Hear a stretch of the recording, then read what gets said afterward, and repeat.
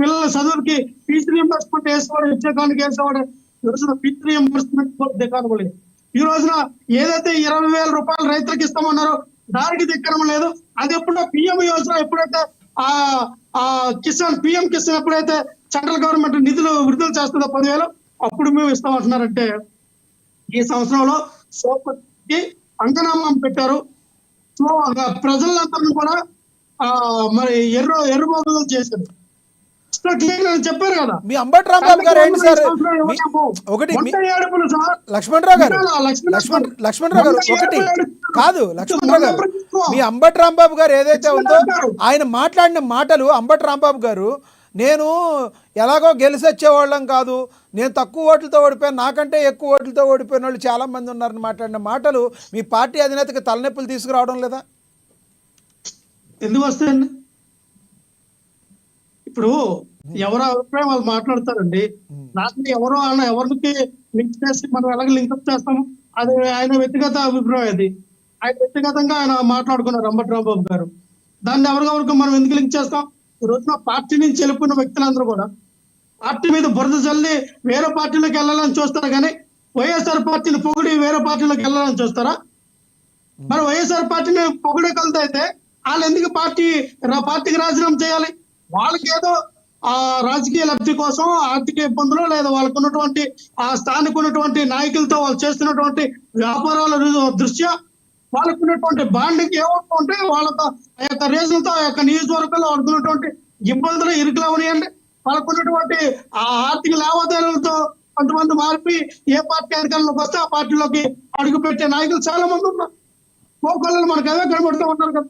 నేను ఆ పార్టీ ఏ పార్టీకైనా ఎంత లక్షలు వస్తారు, మళ్ళీ ఒకరు పోతే 10 మంది వస్తారు. ఓకే, ఏదైతే జగన్మోహన్ రెడ్డి గారు ఏదైతే ఉందో 5వ తారీఖు నుంచి జనవరి 5 నుంచి మేము మళ్ళీ బయటకు వస్తూ ఉంటారో జనాల్లో నుంచి ఒక ప్రశ్న ఉత్పన్నమవుతుంది. ఇప్పటి వరకు జగన్మోహన్ రెడ్డి గారు అప్పుడు గతంలో ఎలక్షన్లు ఉన్నప్పుడు వచ్చినప్పుడు మళ్ళీ ఈ రోజున వస్తున్నారు, కానీ ప్రభుత్వంలో ఉండగా వచ్చి మా రోడ్ల గురించి కానీ మా గురించి కానీ మా యొక్క తాగునీటి సమస్యల గురించి కానీ ఒక్కసారి కూడా మాట్లాడిన జగన్మోహన్ రెడ్డి 5వ తారీఖున మళ్ళీ బయటికి ఏ రకంగా వస్తారని అడుగుతున్నారు. దానికి ఏం సమాధానం చెప్తారు మీరు?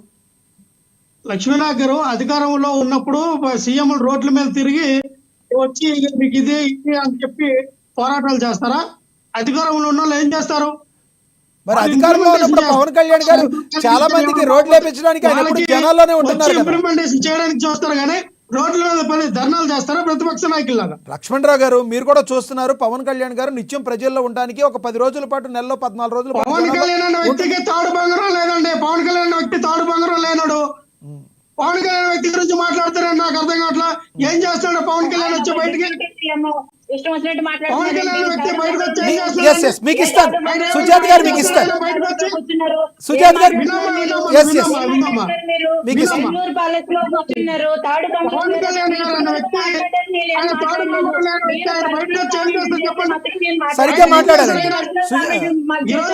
లక్ష్మణరావు గారు ఆయన జనసేన పార్టీ అధినేత తాడు బొంగరం లేని వ్యక్తి కాదండి. ఆయన జనసేన పార్టీ అధినేత. నేను చెప్తా సుజాత్ గారు, నేను చెప్తా సుజాత్ గారు, నేను చెప్తా. లక్ష్మణరావు గారు మీరు మాట్లాడేది సబ్జెక్ట్ ప్రకారం మాట్లాడండి. సుజాత్ గారు ఒక్క నిమిషం, ఇద్దరు మాట్లాడితే అర్థం కాదు. సుజాత్ గారు దయచేసి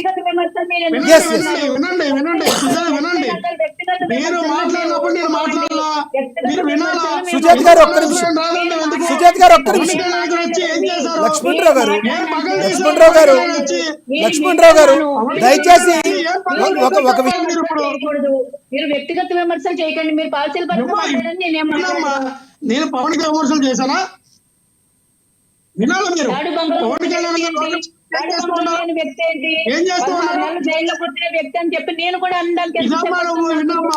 లక్ష్మణరావు గారు ఆరోగ్యకరంగా మాట్లాడుకునేటప్పుడు హుందాగా మాట్లాడుకోవాలని మనం కూడా తాడు బంగారం లేని వ్యక్తి అనే మాటను మీరు వదిలేసేయండి.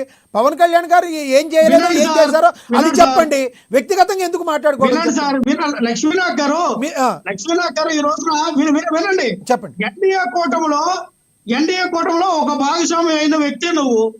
ఈ రోజు చంద్రబాబు నాయుడు గారు తీసుకున్నటువంటి నిర్ణయాలు రోడ్డు మీదకి వచ్చి నేను వచ్చాను హూ అంటే